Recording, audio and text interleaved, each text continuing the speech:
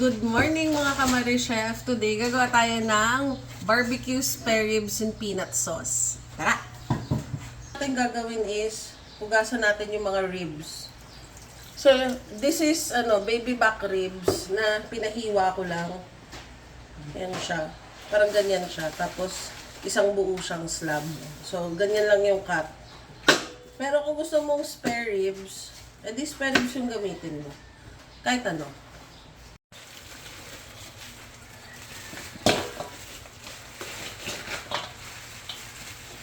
Huhugasan muna natin to.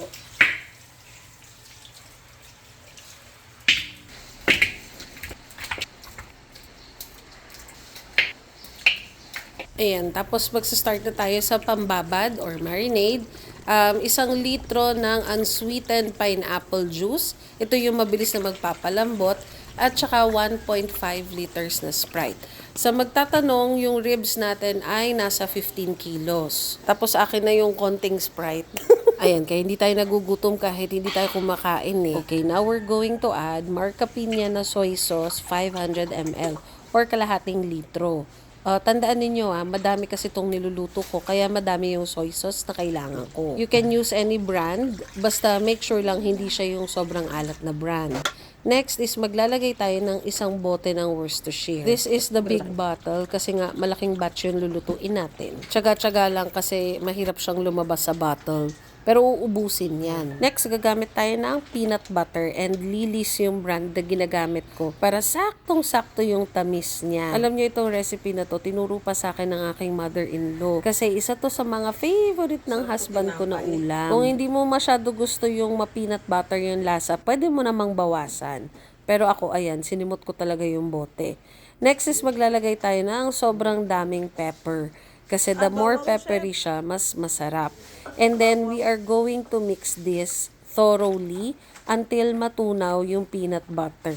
So, medyo tricky siya at medyo matagal mo siyang soften or massage the meat ng ribs. So, mas lalo siyang lalambot. Next is maglalagay tayo ng kalahating kilong bawang. Halu-haluin mo lang para lumasa siya. So, mag-add na rin tayo ng 1 tablespoon of rock salt. Tapos, 1.5 cup ng brown sugar.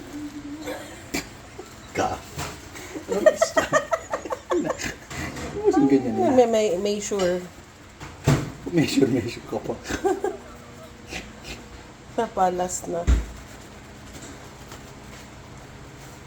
Ayan.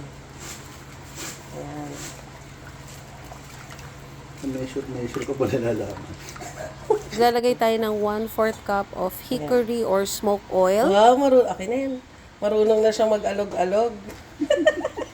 Inspired by you. Maglagay na rin ng laurel, 1 dakot. Ibabad for 2 hours and takpan. Pakukuluan lang natin to for 30 minutes, then hahaluin sa low heat. So you have to simmer this until mag-thicken yung sauce. So total cooking time ko dito, siguro mga 45 minutes. Huwag masyado matagal kasi mababasag naman yung karne, hihiwalay sa buto. So you still want it a little bit firm. But at the same time, you want to render the fat and talagang i-reduce mo yung sauce hanggang sa maging sticky siya. So pag nagmantika na yan, goods na yan mga kamari chef. Ready na for pick up, tapos dadalhin na to sa event. Actually, yung team namin nasa setup. And then, ako sa kitchen.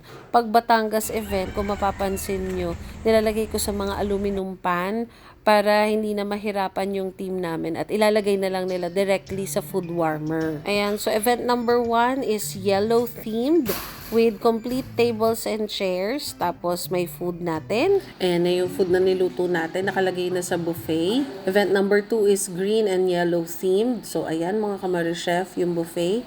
Todo-todo ang tela sa skirting. Tapos ito naman yung food na niluto ng Team Cavite. Ayan, ang haba rin ng buffet nito. Nanlalaban ang laman ng buffet. Event number 3 is lavender themed naman. So meron silang ribbon cutting. Ayan mga kamari chef, nanlalaban din sa tela. Ang dami. Moving on to our third buffet na Spandis Cavite pa rin ang nagluto. Ayan, 'di ba? Ang dami ng food. Alam niyo mga kamari chef, itong event na to, nag-order na nga sila ng party tray, nagpa-cater pa sila. O 'di ba, 2 services in 1 day. Ay, nako, grabe talaga. Thank you po so much sa tiwala niyo sa amin. So, yun lang mga Kamari Chef. If you want to inquire, punta lang po kayo sa aming Blue App page, which is the name, Spandy's Food Plus Catering Services. So, yun lang. Bye-bye!